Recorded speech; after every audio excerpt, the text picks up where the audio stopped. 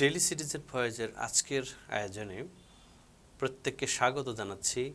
আমি Mustafizur Rahman, consultant psychologist. আজকে আমাদের সাথে মেহমান হিসেবে আছেন ডক্টর মোহাম্মদ মাসুদ রানা, সহযোগী অধ্যাপক, child adolescence and family psychiatry, Rajshahi medical college hospital. স্যারকে আমাদের স্টুডিওতে স্বাগতম। স্যার, কেমন আছেন আপনি? আলহামদুলিল্লাহ, ভালো আছি। আলহামদুলিল্লাহ। তো আমরা শুরুতেই জানতে চাই, এবারের বিশ্ব মানসিক স্বাস্থ্য দিবসের প্রতিপাদ্য বিষয়টা কি স্যার? ধন্যবাদ আমাকে সুযোগ করে দেওয়ার জন্য, এই স্টুডিওতে আমন্ত্রণ করার জন্য, এবং খুব গুরুত্বপূর্ণ একটা বিষয় আজকে আমরা আলোচনা করতে যাচ্ছি। এরকম একটা গুরুত্বপূর্ণ আলোচনায় আমাকে কথা বলার সুযোগ করে দেওয়ার জন্য আপনাদেরকে আমি আন্তরিকভাবে ধন্যবাদ জানাচ্ছি। যে বিপর্যয় এবং দুর্যোগে মানসিক স্বাস্থ্য সেবা যেন মিলে, অর্থাৎ মানবসৃষ্ট যে দুর্যোগ বা প্রাকৃতিক যে দুর্যোগের কারণে মানুষের যে মানসিক বিপর্যয়গুলো হয় এবং মানসিক যে সমস্যাগুলো তৈরি হয়, এরকম একটা পরিস্থিতিতে যেন মানসিক স্বাস্থ্য সেবা সবাই পায়, এই স্লোগানকে সামনে রেখেই এবারের প্রতিপাদ্য ঠিক করা হয়েছে। সবার জ্ঞাতার্থে একটা ইনফরমেশন শেয়ার করছি, সেটা হলো বিভিন্ন স্টাডিতে বলা হচ্ছে যে দুর্যোগে আক্রান্ত মানুষদের মধ্যে প্রতি 5 জনের একজন মানসিক রোগে বা মানসিক সমস্যায় আক্রান্ত হন। এভাবে গ্লোবাল স্টাডিতে বলা আছে প্রায় 6,70,00,000 মানুষ বর্তমান সময়ে দুর্যোগে আক্রান্ত হয়ে তারা বিভিন্ন কোনো না কোনো মানসিক রোগ নিয়ে ভুগছেন। এটা তো আসলে অনেক বড় সংখ্যা, অনেক বড় একটা সংখ্যা। তো স্যার, আসলে আমরা আপনাকে পেয়েছি, আপনি child adolescence and family psychiatry নিয়ে কাজ করছেন রাজশাহী মেডিকেল কলেজ হসপিটালে। আসলে আপনার এই সাবজেক্ট কেন্দ্রিক আমরা খুব কম সংখ্যক স্পেশালাইজড রিসোর্স পারসন আমরা কম পেয়ে থাকি আর কি। তো আপনার কাছে প্রশ্ন যে আসলে শিশুদের মানসিক স্বাস্থ্য বলতে আমরা কি বুঝবো বা আপনারা কি বোঝাতে চান? আচ্ছা, শিশুদের মানসিক স্বাস্থ্য বলতে আমরা বড়দের ক্ষেত্রে যেমন মানসিক রোগ বা মানসিক সমস্যা সম্পর্কে যেমন কিছুটা ধারণা আছে, কিন্তু শিশুদের ক্ষেত্রে মানসিক রোগ বা মানসিক স্বাস্থ্য নিয়ে আলোচনাটা খুব কম। তো শিশুদের মানসিক স্বাস্থ্য বোঝার আগে বুঝতে হবে শিশুদের বিকাশটা কিভাবে হয়। তো দেখা যায় একটা শিশুর বিকাশের ক্ষেত্রে আমরা সাধারণ মানুষজন যেটা মনে করি যে একটা শিশু বড় হচ্ছে, হাঁটতে শিখছে, কথা বলতে শিখছে, পড়ালেখা শিখছে, এটাই বুঝি সব কিছু। আসলে বিষয়টা এমন নয়। বিষয়টার মধ্যে শিশুর যেমন শারীরিক বিকাশের যেমন প্রয়োজনীয়তা বা যেটা আমরা দেখতে পাই, এর পাশাপাশি যে বিষয়টা আমরা দেখতে পাই না সেটা হলো শিশুর কগনিটিভ ডেভেলপমেন্ট, তার যে জ্ঞানগত বিকাশ, এর পাশাপাশি তার ইমোশনাল বা আবেগের যে বিকাশ, এর পাশাপাশি তার সামাজিক বা সোশ্যাল যে ডেভেলপমেন্ট। অর্থাৎ একটা শিশুর বিকাশ বলতে আমরা সামগ্রিকভাবে তার শারীরিক বিকাশ, আবেগীয় বিকাশ, সামাজিক বিকাশ, তার জ্ঞানগত বা বুদ্ধিগত বিকাশ সবগুলোকেই বুঝিয়ে থাকি। অর্থাৎ কম্বাইন্ড একটা বিকাশকেই আমরা শিশু বিকাশ বলে থাকি। এখন এর সাথে শিশুর মানসিক রোগের কি সম্পর্ক? এখন যদি এই বিকাশগুলোর কোনো একটা বিকাশের কোনো একটা পর্যায়ে যদি বিপর্যয় দেখা দেয় এবং বিকাশটা যদি পরিপূর্ণ বা পর্যাপ্ত না হয়, তাহলেই তার মানসিক রোগের বা মানসিক সমস্যার আমরা লক্ষণ প্রকাশ পেয়ে যাব। যেমন উদাহরণস্বরূপ যদি আমি বলি, একটা শিশু শারীরিকভাবে বড় হয়েছে, তার হাত পা সব ঠিক আছে, চলাচল করতে পারছে, বাট তার পড়াশোনা কোনোভাবেই আগাইতে পারছে না। বাবা মা এসে জিজ্ঞেস করছে যে ডাক্তার সাহেব, আমার ছেলেটা বা মেয়েটার তো 7 বছর, 8 বছর, 10 বছর বয়স হয়ে গেল, কিন্তু সে তো এখনও পর্যন্ত ABCD শিখে নাই, সরেই তো শিখে নাই। তার মানে তার যে বুদ্ধিভিত্তিক যে বিকাশটা, এটা তার তৈরি হয় নাই। আমরা প্রায়শই রোগীদের অভিভাবকদেরকে জিজ্ঞেস করি, আপনার বাচ্চার বয়স কত? হয়তো বললেন যে 9 বছর বা 10 বছর। তখন দ্বিতীয় কোশ্চেনটা যেটা আমরা জিজ্ঞেস করি যে তার বুদ্ধিটা কত বছর বাচ্চার মতো? তখন বাবা মা অকপটে বলেন যে না, আমার বাচ্চার বুদ্ধিটা কিন্তু 3-4 বছরের বাচ্চার মতো। অর্থাৎ তার শারীরিক গ্রোথ হয়েছে, কিন্তু তার বুদ্ধিভিত্তিক বা একাডেমিক গ্রোথ বা কগনিটিভ ডেভেলপমেন্টটা হয় না। হয় নাই। সুতরাং এটাকে আমরা বলছি তার বুদ্ধি প্রতিবন্ধী বা বুদ্ধি ভিত্তিক একটা মানসিক সমস্যা। সো মানসিক সমস্যাগুলো শিশুদের কীরকম হয় সেটার উদাহরণ হিসেবে আমরা এটাকে বলতে জি, পারি জি। আর কি। তো স্যার মানসিক বিকাশ যেটা আমরা বলবো, এই বিকাশ কি যদি কোনো কারণে কোনো একটা সময় কম হলো, যে আপনি বলছিলেন যে বয়স 7 বছরের মতো লম্বা হয়েছে, শারীরিক গঠনে হয়েছে, কিন্তু তার বুদ্ধিটা 3 বছরের মতো, এটা কি পরবর্তীতে রিকভারি হওয়ার সুযোগ আছে কিনা বা হয় কিনা? আচ্ছা, খুবই গুরুত্বপূর্ণ একটা পয়েন্ট আপনি বলেছেন, এটা রিকভারি আছে কিনা। এই কোশ্চেনটা বা এই জিজ্ঞাসাটা অভিভাবকরাও আমাদেরকে করেন যে আমার বাচ্চাটা ভালো হবে কিনা। আচ্ছা, প্রথম কথাটা হলো যে বুদ্ধির যে সমস্যা বা বুদ্ধি প্রতিবন্ধী বা আমাদের ডাক্তারি ভাষায় আমরা ইন্টেলেকচুয়াল ডিসএবিলিটি যেটাকে বলি, এটা সাধারণত এটাকে বলা হয় নিউরো ডেভেলপমেন্টাল ডিসঅর্ডার। অর্থাৎ বাচ্চার যখন নার্ভাস সিস্টেম বা স্নায়ুতন্ত্র যখন তৈরি হচ্ছে, তখন কিন্তু বাচ্চার কিছু প্রবলেম দেখা দিতে পারে। পাশাপাশি অর্থাৎ বাচ্চার মায়ের যদি কোনো গর্ভজনিত কোনো জটিলতা, কোনো ইনফেকশান, এমনকি জন্মকালীন বাচ্চাটা ডেলিভারিকালীন যদি কোনো জটিলতা দেখা দেয়, তখন কিন্তু এই নিউরো ডেভেলপমেন্টাল ডিসঅর্ডার হিসেবে ইন্টেলেকচুয়াল ডিসএবিলিটি তৈরি হতে পারে। এখন ভালো হবে কিনা, বেশিরভাগ ক্ষেত্রে প্রশ্নটা, এটার উত্তর জানতে গেলে আমাদেরকে বুঝতে হবে বাচ্চার অন্যান্য কোনো রোগ আছে কিনা, বাচ্চার ফ্যামিলি সাপোর্টটা কেমন, বাচ্চার তার বিকাশের পরিবেশটা কেমন, তার পরিবেশের মধ্যে সে যথেষ্ট পরিমাণ পুষ্টি বলেন বা সামাজিক স্টিমুলেশন বলেন বা ফ্যামিলি থেকে সাপোর্ট বলেন, এগুলো সে কতটুকু পেয়েছে, এগুলোর উপর নির্ভর করতেছে যে বাচ্চাটা কতটুকু ইমপ্রুভমেন্ট করবে। তবে ইন জেনারেল যেটা বলা হয়, নিউরো ডেভেলপমেন্টাল ডিসঅর্ডার সাধারণত 100% রিকভারি হয় না। কিছু অংশ রিকভারি করা যেতে পারে যদি আমরা আর্লি ট্রিটমেন্ট বা আর্লি ইন্টারভেনশন করি। জি, আমরা গ্রাম অঞ্চলে দেখতে পাই যে যদি কোনো শিশু এরকম মানসিক বিকাশ ক্ষতিগ্রস্ত হয় বা কোনো কারণে বিকাশের ত্রুটি হয়, তখন গ্রাম অঞ্চলে এরকম বলে যে এটা বাবার বা ফ্যামিলির কোনো বড় পাপের ফল, এরকম কথাবার্তাগুলো শুনি। তো আসলে এই বিষয়গুলোকে আপনারা কিভাবে দেখেন? আচ্ছা, প্রথম কথা হলো আমরা আলোচনা করতেছিলাম যে এটা একটা নিউরো ডেভেলপমেন্টাল ডিসঅর্ডার। তো নিউরো ডেভেলপমেন্টাল ডিসঅর্ডার হওয়ার জন্য বিজ্ঞানীরা, সায়েন্টিস্টরা যেটা বের করেছেন যে সাধারণত বাবার বয়স যদি বেশি হয়, অনেক সময় সেটা হতে পারে। ফ্যামিলি হিস্ট্রি, অর্থাৎ তার পরিবারে যদি এই ধরনের কোনো ইতিহাস থেকে থাকে, যে কারণে এই ধরনের ডেভেলপমেন্টাল ডিসঅর্ডারগুলো হতে পারে, সেই কারণগুলোর কথাই আমরা আলোচনা করার চেষ্টা করছি। যে দেখা যায় স্টাডিতে যেগুলোতে পাওয়া গেছে সেগুলি আমরা আলোচনা করছি, যে বাবার বয়স যদি বেশি হয়, সেটা কেমন, মোর দ্যান 40 ইয়ার্স। ইভেন মায়ের বয়স যদি বেশি হয়, মোর দ্যান 30 ইয়ার্স, দেন এই নিউরো ডেভেলপমেন্টাল ডিসঅর্ডারগুলো হতে পারে। দ্বিতীয় বিষয় হলো চান্স বেশি থাকে। দ্বিতীয় বিষয় হলো ম্যাটার্নাল কিছু কমপ্লিকেশন ডিউরিং প্রেগন্যান্সির টাইমটাতে যদি মায়ের সিভিয়ার লেভেলের কিছু ইনফেকশন হয়, মা যদি কিছু ওষুধ খেয়ে থাকেন, যেমন সোডিয়াম ভ্যালপ্রয়েড নামক একটি ওষুধ আছে, এই ওষুধটা যদি খেয়ে থাকেন, লিথিয়াম নামক একটি ওষুধ আছে, এটা যদি খেয়ে থাকেন, বা আরও কিছু ওষুধ আছে যেগুলো মা যদি খেয়ে থাকেন, সেটার কারণে হতে পারে। এমনকি বলা হয়েছে কিছু কিছু স্টাডিতে এনভায়রনমেন্টাল যে টক্সিন, আমরা যে পানি খাই, আমরা সবজি খাই, বিভিন্ন ফলমূল খাই, এগুলোতে যে ইনসেকটিসাইডস ইউজ করা হয়, যে টক্সিনগুলো ইউজ করা হয়, এই হেভি মেটালস বা টক্সিনের কারণেও কিছু কিছু নিউরো ডেভেলপমেন্টাল ডিসঅর্ডার হতে পারে, কেমিক্যালের প্রতিক্রিয়ার কারণে হতে পারে। তাহলে এখন এখানে যেটা জেনারেলভাবে দোষারোপ করা হয় যে পাপের কারণে হলো, মায়ের পাপ, বাপের পাপ, বা অনেক সময় পরিবারে বলা হয় যে মায়ের দোষ, মাকে ব্লেমিং করা হয়, বাবাকে অনেক সময় ব্লেমিং করা হয়।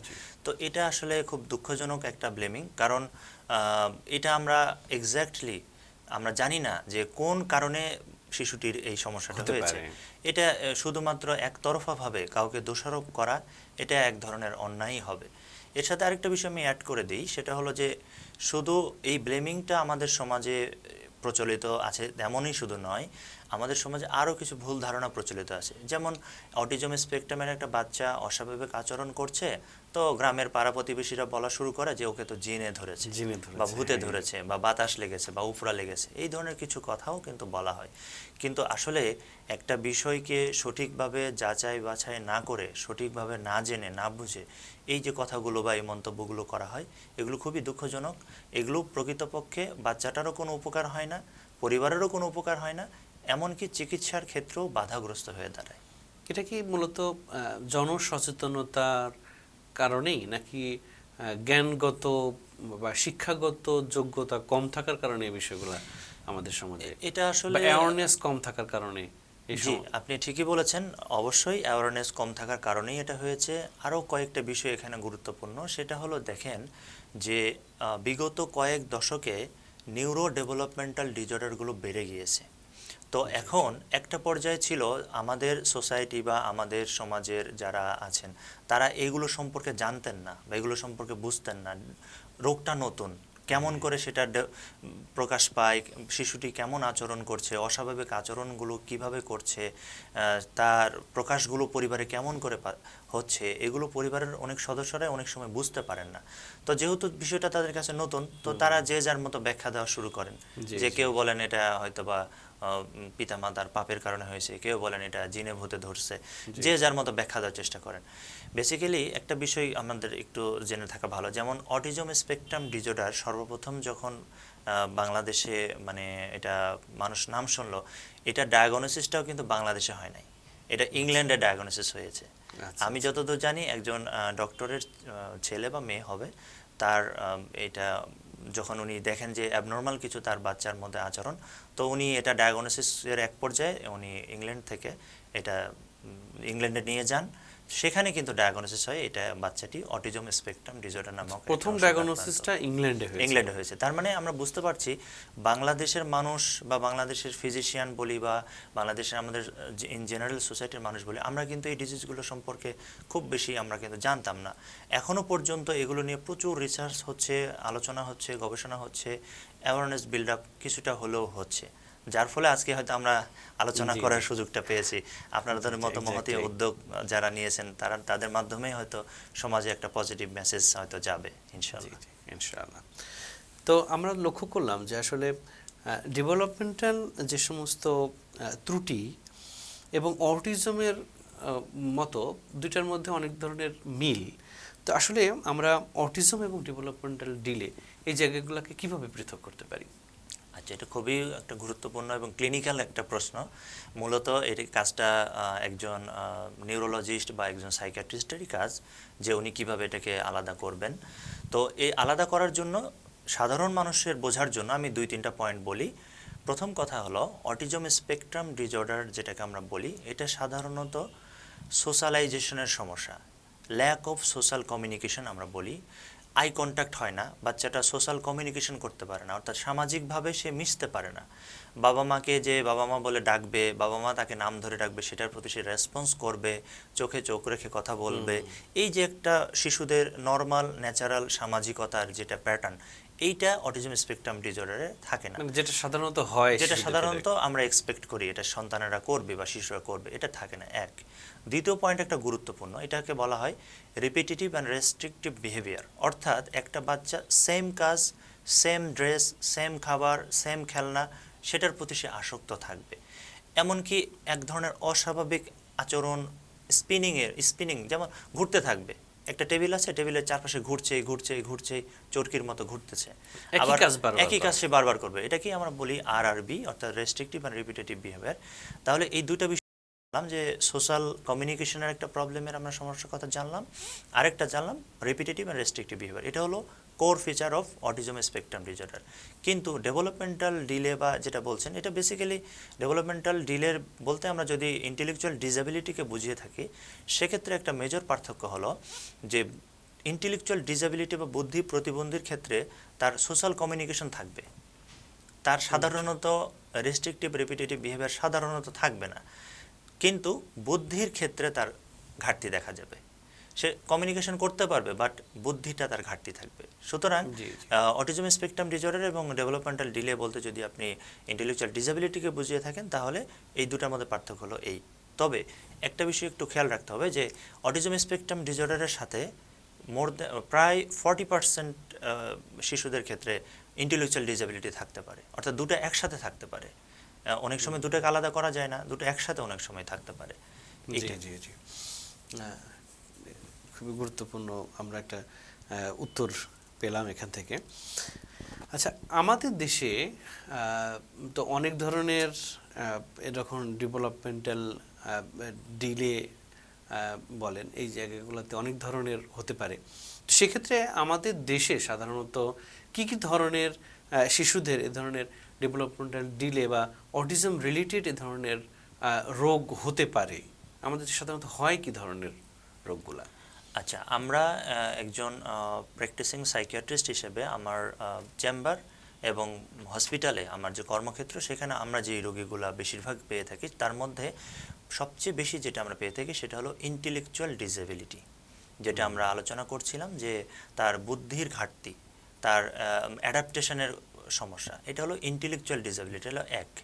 দ্বিতীয় যেটা আমরা পেয়ে থাকি সেটা হলো ADHD, অর্থাৎ attention deficit hyper activity disorder, এটা আমরা পেয়ে থাকি। তৃতীয় যেটা আমরা পেয়ে থাকি অস্থিরতা, অতি চঞ্চলতা, অতি অস্থিরতা, মনোযোগহীনতা এবং হুটহাট করে কোনো কাজ করে ফেলা, এটা হলো ADHDর বাচ্চাদের মূল ফিচার। আচ্ছা, তৃতীয় যেটা আমরা পেয়ে থাকি সেটা হলো অটিজম স্পেকট্রাম ডিসঅর্ডার, এটা আমরা পেয়ে থাকি। এছাড়াও অন্যান্য ডিসঅর্ডারগুলো পাই, যেমন স্পেসিফিক্যালি আমরা ল্যাঙ্গুয়েজ প্রবলেম আছে, স্পিচ ডিলে, স্পিচ ডিফিকাল্টিস হচ্ছে, এরকম আমরা পেয়ে থাকি। অটিজমকে আসলে স্পেকট্রাম কেন বলা হচ্ছে? আচ্ছা, স্পেকট্রাম কথাটার অর্থ হলো এটা একটা ব্রড, একটা ছাতার মতো, অর্থাৎ এর আন্ডারে মাইল্ড থেকে সিভিয়ার লেভেল পর্যন্ত একটা ব্রড রেঞ্জের কিছু ফিচার বা ক্লিনিক্যাল সিমটম হতে পারে। একটা নির্দিষ্ট ফিচার নিয়েই সব বাচ্চা প্রেজেন্ট করবে এমন নয়, এক একটা বাচ্চা এক এক রকমের সিমটম নিয়ে প্রেজেন্ট করতে পারে, যেটাকে আমরা একটা আমব্রেলা টার্ম বা একটা একই ছাতার নিচে নিয়ে আসার জন্য এটাকে স্পেকট্রাম বলা হচ্ছে। মানে ছাতার নিচে কিছু কম বেশি থাকতে পারে, সেটা মাইল্ড থেকে সিভিয়ার পর্যন্ত হতে পারে। সিমটমগুলোরও ভেরিয়েশন হতে পারে, সব বাচ্চার ক্ষেত্রে যে একই সিমটম হবে তেমন নয়, লট অফ সিমটম আছে। এবং এখানে দেখা যাচ্ছে এজ অনুযায়ী সিমটমগুলো ভেরিয়েশন করে। প্রি স্কুল তার একরকম হবে, স্কুল এজে একরকম হবে, অ্যাডোলেসেন্টে আরেক রকম হবে, অর্থাৎ সিমটমগুলো তার ভেরিয়েশন হচ্ছে। এই জন্য এটাকে আমরা ব্রড টার্মে একটা স্পেকট্রাম ডিসঅর্ডার বলা হয়। আচ্ছা স্যার, এই ধরনের সমস্যাগ্রস্ত আমাদের শিশুদের রিকভারির কতটুকু সম্ভাবনা থাকে, বা রিকভারির জন্য আমরা আসলে কি ধরনের কাজ করতে পারি? আচ্ছা, রিকভারির ক্ষেত্রে প্রথমেই যেটা আমাদের খেয়াল রাখতে হবে, early detection and early treatment, এটা হচ্ছে রুলস। যদি আমরা ওই চাইল্ডের আমরা খুব তাড়াতাড়ি সেটা রোগটা নির্ণয় করতে পারি এবং তাড়াতাড়ি যদি সেটা চিকিৎসা শুরু করতে পারি, রিকভারি হয়তোবা ভালো হতে পারে, প্রগনোসিস ভালো হতে পারে। এবং পাশাপাশি ফ্যামিলি সাপোর্ট, এখন এখানে প্যারেন্টাল সাপোর্টটা সবচেয়ে গুরুত্বপূর্ণ এবং আদার ফ্যামিলি মেম্বারের সাপোর্টটা গুরুত্বপূর্ণ। এর পাশাপাশি সোশ্যাল সাপোর্ট সিস্টেমটাও গুরুত্বপূর্ণ। একটা বাচ্চাকে যেমন ডেভেলপমেন্ট হতে গেলে তার শুধু ফ্যামিলি না, তার নেইবারহুড, তার খেলার সাথী, তার ক্লাসমেট, স্কুল এনভায়রনমেন্ট, এগুলো তাকে পজিটিভলি যদি আমরা প্রোভাইড করতে পারি, তাহলে তার রিকভারি আমরা ভালো আশা করতে পারি, দ্রুত আশা করতে পারি, রিকভারি ভালো পজিটিভ আশা করতে পারি।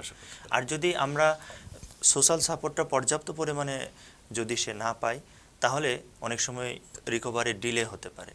যেমন সোসাইটি থেকে তাকে অনেক সময় তাকে যদি এটা নিয়ে কথা শোনানো হয়, তাকে যদি পাগল আখ্যা দেওয়া হয়, তাকে যদি আইসোলেশন করে ফেলা হয়, তাকে যদি অন্য বাচ্চাদের সাথে মিশতে দেওয়া না হয়, মেইন স্ট্রিম যে স্কুল বা এডুকেশন সিস্টেমে যদি তাকে ইনক্লুড করা না হয়, তাহলে তার যে রিকভারিটা পিছিয়ে যেতে পারে।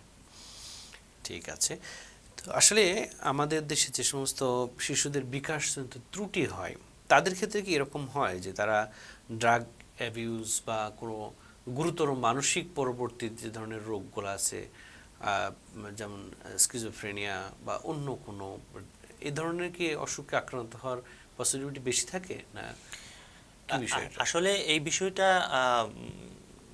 আপনি যেটা বলেছেন যে ড্রাগ অ্যাবিউজের ক্ষেত্রে সাধারণত বলা যায় যে যারা ইন্টেলেকচুয়াল ডিসএবিলিটির বাচ্চা, যে চাইল্ডরা, তারা তো আসলে আমরা বুঝতে পারতেছি তারা তো একটা সোশ্যাল যে অ্যাডাপ্টেশন, সোশ্যাল যে ডেভেলপমেন্ট হয় না, ইমোশনাল ডেভেলপমেন্ট হয় না, তো তাকে খুব সহজেই কিন্তু ম্যানিপুলেট করা যায়। তো এই জন্য দেখা যায় কোনো একটা নেশাদ্রব্য যদি তাকে ইন্ট্রোডিউস করা হয়, সে সেটার তো ভালো মন্দ সবসময় বুঝতে পারবে না, তো সেটা নিয়ে নিতে পারে। এটা একটা বিষয় যে সে সাবস্টেন্স বা ড্রাগ অ্যাবিউজে অভ্যস্ত হয়ে যেতে পারে। কিন্তু অন্যান্য ডিজিজ যেমন যেটা নাম বললেন আপনি, সিজোফ্রেনিয়া বা বাইপোলার, অন্যান্য ডিজিজ হওয়ার চান্স তাদের ক্ষেত্রেও আছে, অ্যাডাল্টদের যেমন আছে তাদের ক্ষেত্রেও তেমন আছে। তবে সাধারণত দেখা যায় যে তাদের ক্ষেত্রে প্রেজেন্টেশনটা ভিন্ন হবে।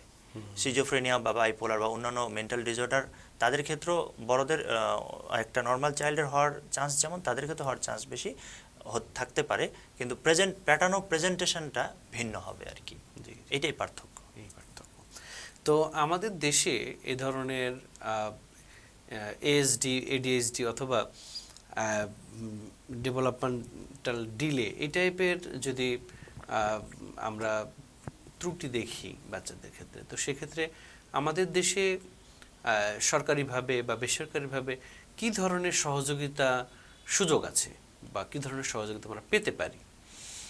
আচ্ছা, এটা খুবই গুরুত্বপূর্ণ, সবার জানা দরকার বিষয়গুলো। সেটা হলো, যখন একটা চাইল্ডের এই ধরনের সমস্যা আমরা নির্ণয় করি বা ধরতে পারি, বা অনেক সময় বাবা মাও বুঝতে পারেন, তো সেক্ষেত্রে সরকারিতে যে সেবাটা চালু আছে সেটা হলো যে শিশু বিকাশ কেন্দ্র।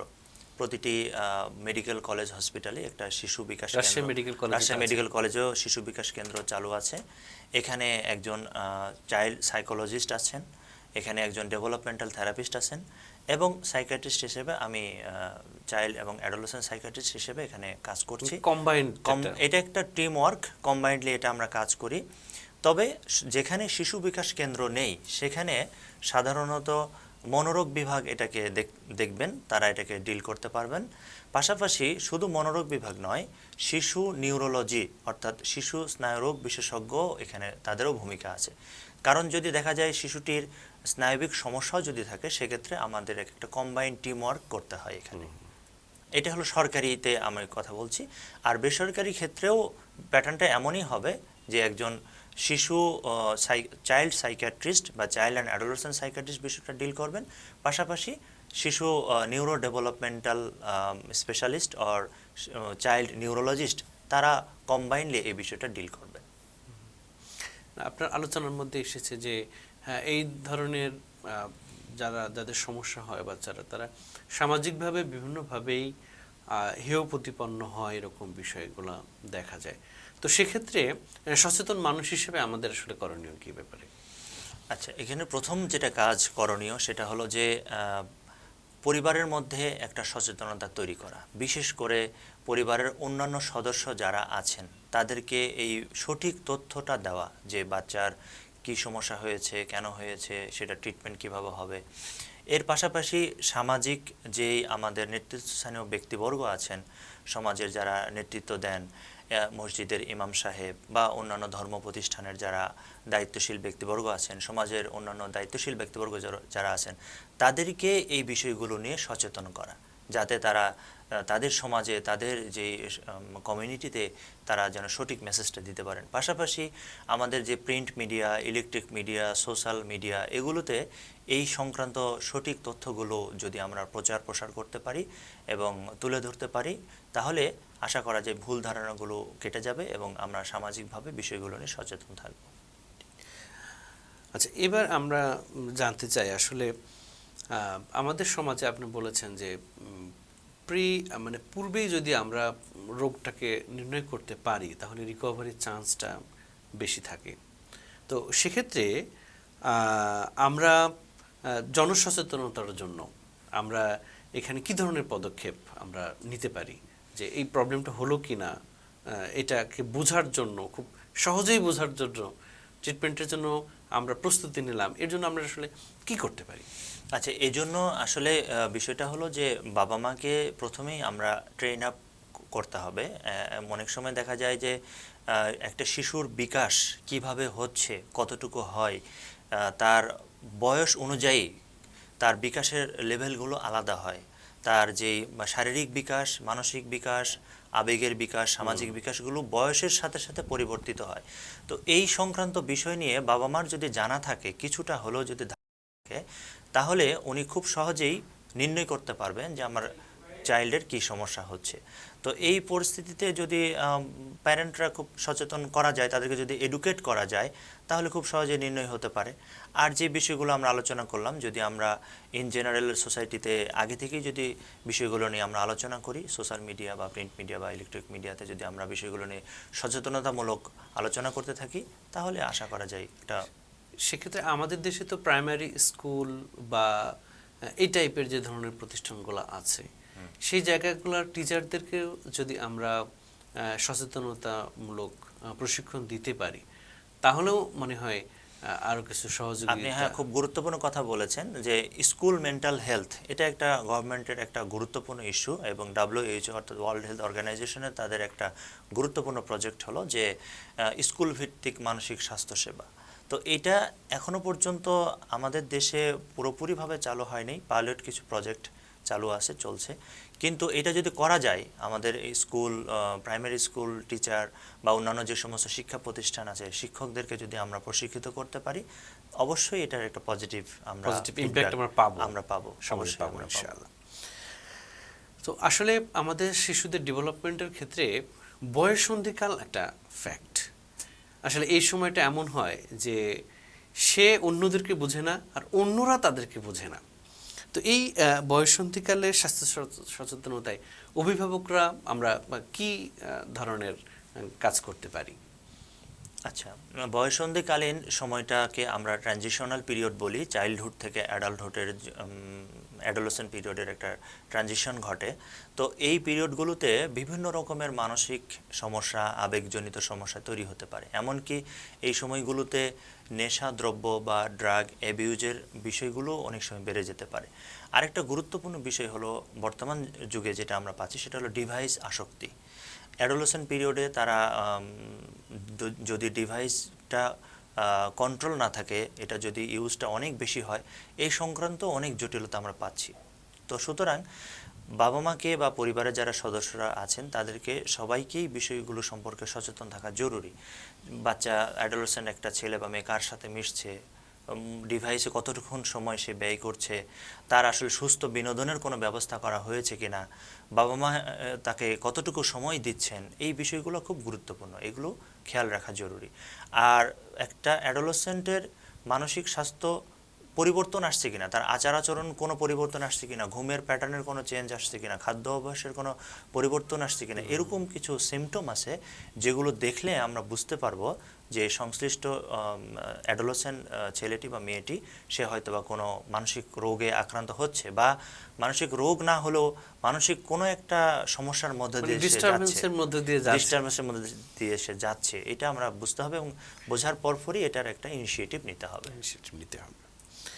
আমরা স্যার ইদানিং একটা শব্দ খুব বেশি সচেতন মহলে শুনতে পাচ্ছি, সেটা হলো প্যারেন্টিং। তো প্যারেন্টিং আসলে শিশুর বিকাশের জন্য, সঠিক প্যারেন্টিং শিশুর বিকাশের জন্য কতটুকু প্রয়োজনীয়, বা আদৌ কি তার প্রয়োজন আছে?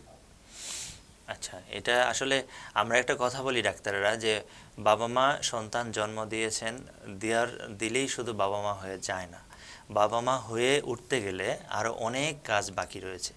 তো এইটাকেই এখন বর্তমানের ভাষায় হয়তো প্যারেন্টিং বলা হচ্ছে, কিন্তু আসলে প্রকৃত অর্থে যদি আমরা সোশ্যাল বা সামাজিক বা ধর্মীয় বা নৈতিকতা সব দিক থেকে যদি আমরা চিন্তা করে দেখি, তাহলে প্যারেন্টিং এর ভূমিকাটা মানে অবশ্যই অনেক বেশি। হ্যাঁ, বাবা মা শুধু সন্তান জন্ম দিয়েছেন, তার শুধু ভরণ পোষণ পোশাক আশাক দিয়েছেন, এটা দিয়েই আসলে সব কিছু হয় না। কারণ আমরা আলোচনা করছিলাম যে একটা সন্তানের সামগ্রিক বিকাশের জন্য তার শারীরিক বিকাশ যেমন গুরুত্বপূর্ণ, তার আবেগের বিকাশ, তার সামাজিক বিকাশ, তার নৈতিকতার বিকাশ, প্রত্যেকটা বিষয় গুরুত্বপূর্ণ। এখন বাবা মা যদি শুধুমাত্র খাবার এবং পোশাক শুধু প্রোভাইড করেন, তাহলে শুধুমাত্র তার শারীরিক বিকাশটুকুই হবে, কিন্তু বাকি বিকাশগুলো আর হবে না। তো এই জন্য বাকি বিকাশের জন্য অবশ্যই প্যারেন্টিং দরকার, গুড প্যারেন্টিং দরকার। প্যারেন্টিংয়ের অনেক প্রকার আছে, হয়তো আরেকদিন আলোচনা করা যাবে, কিন্তু গুড প্যারেন্টিংটা অবশ্যই তার বিকাশের জন্য, তার ভালোর জন্য প্রয়োজনীয়। তো শিশুরাই আগামী দিনের ভবিষ্যৎ। আজকের শিশুরা যদি ভালোভাবে বেড়ে ওঠে তাহলে এই শিশুরা একসময় একটা মানসিক স্বাস্থ্য সম্পন্ন একটা সমাজ উপহার দেবে। তো সেক্ষেত্রে শিশুদের স্বাভাবিক বিকাশের জন্য আমরা সমাজের মানুষরা সবাই মিলে কিভাবে কাজ করতে পারি বা কী ধরনের আন্দোলন গড়ে তুলতে পারি যার ফলে আমরা মানসিকভাবে সুস্থ শিশুরা জাতিকে উপহার দিতে পারবো? আচ্ছা, এক্ষেত্রে সহজ ফর্মুলা হলো আমরা যেটা বলি ব্যাক টু নেচার, অর্থাৎ নেচারের কাছে যাওয়া। এখন একটা শিশু 7 বছরের 8 বছরের একটা শিশু আমার কাছে আসছে, আমি তাকে জিজ্ঞেস করলাম, বাবা তুমি কি খেলাধুলা করো? তো সে বলছে না, আমি তো খেলাধুলা করি না। আরেকটা শিশু আসছে, তাকে জিজ্ঞেস করছে, সে বলছে হ্যাঁ আমি খেলি। কোথায় খেলি? মোবাইলে গেমস খেলি। তো এখন কথা হলো যে একটা শিশুর স্বাভাবিক বিকাশের জন্য যা যা দরকার হয়, যেমন একটা খেলার মাঠ দরকার, সবুজ প্রকৃতি দরকার, সেখানে সে বিকেলবেলা খেলাধুলা করবে, বন্ধুদের সাথে খেলবে। আবার তার স্লিপটা যেন ভালো মতো হয়, ঘুমটা যেন ঠিক মতো হয় সেটা খেয়াল রাখা। তার খাদ্য অভ্যাসগুলো এটা যেন খেয়াল রাখা হয়, সুষম খাবার যেন হয়। তার স্কুল এনভায়রনমেন্ট বা তার একাডেমিক পরিবেশটা যেন তার শিশু বান্ধব হয় এবং সেখানে যেন পজিটিভ একটা এনভায়রনমেন্ট হয়। তো এবং ফ্যামিলিতে একটা সাপোর্ট সিস্টেম, ফ্যামিলি কমিউনিকেশন, অর্থাৎ বাবা মার সাথে ভালো একটা কমিউনিকেশন যেন থাকে। সবাই যেন ওই যে আইসোলেটেড একটা দ্বীপের মতো যেন না হয়। আজকাল তো এরকম হয়ে গেছে যে যে যার মতো, যে যার রুমে ঘরে ঢুকে আছে, কে কখন খাইছে, কে কখন ঘুমাইছে, কোনো ঠিক নাই। তো এখন একটা যদি আমরা ফ্যামিলি, রিয়েল যে আইডিয়াল ফ্যামিলি লাইফ, একসাথে বসে গল্প করা, একসাথে বসে খাওয়া দাওয়া করা, একসাথে একটু ঘুরতে যাওয়া, সবুজের কাছে যাওয়া, মাঠের কাছে যাওয়া, মাঠে যাওয়া, এরকম সবুজের মধ্যে বিচরণ করা, খেলাধুলা করা, এগুলো যদি আমরা যদি সরবরাহ করতে পারি, আমরা যদি সমাজের সবাই মিলে যদি সহযোগিতা করতে পারি, তাহলে অবশ্যই ইনশাল্লাহ একটা ভালো কিছু তৈরি হবে, ইনশাল্লাহ ভালো একটা প্রজন্ম তৈরি হবে ইনশাল্লাহ। জি ইনশাআল্লাহ। তো স্যার, আমাদের দর্শকদের জন্য আপনি বিশেষ কিছু বলতে চান কিনা? আচ্ছা, দর্শকদের জন্য শুধু আমার একটাই কথা, বিশেষ করে যারা নতুন বাবা মা আমরা হয়েছি এবং সন্তানকে আমরা ভালো মানুষ হিসেবে গড়ে তুলতে প্রতিজ্ঞাবদ্ধ হচ্ছি, তাদের জন্য আমার পরামর্শ হলো যে আপনার শিশুর শুধুমাত্র দৈহিক বিকাশটাকেই দেখবেন না, তার যে মানসিক বিকাশটা কতটুকু হচ্ছে, আবেগের বিকাশ কতটুকু হচ্ছে, সামাজিকতা, নৈতিকতা কতটুকু সে শিখছে, সেটার দিকেও নজর রাখা জরুরি। এবং শুধুমাত্র একটা শিশুর কাছে A+ বা গ্রেড 5ই শুধু আমি আশা করব না, সে যেন সমাজের সবার সাথে মিলেমিশে চলতে পারে, নৈতিকভাবে একজন ভালো মানুষ হতে পারে, সেই পদক্ষেপটাও নেওয়া আমি জরুরি। এবং সর্বশেষ যেটা বলবো সেটা হলো যে ডিভাইস আসক্তি থেকে বা ডিভাইসের আনকন্ট্রোল যে ব্যবহার থেকে আমরা নিজেরাও বিরত থাকার চেষ্টা করব এবং এর ফলাফল আমাদের সন্তানেরাও এর ক্ষতিকর প্রভাব থেকে বিরত থাকবে বলে আমি আশা করছি। জি, ধন্যবাদ স্যারকে। স্যারের মূল্যবান সময় দিয়ে আমাদেরকে আজকে অনেকগুলো বিষয় নিয়ে জানার সুযোগ করে দেওয়ার জন্য স্যারকে স্পেশালি ধন্যবাদ। আজকে এ পর্যন্তই। সামনে দেখা হবে অন্য কোনো বিষয় নিয়ে, অন্য কোনো টপিকে আলোচনা হবে। সে পর্যন্ত সবাই ভালো থাকবেন। আল্লাহ হাফেজ।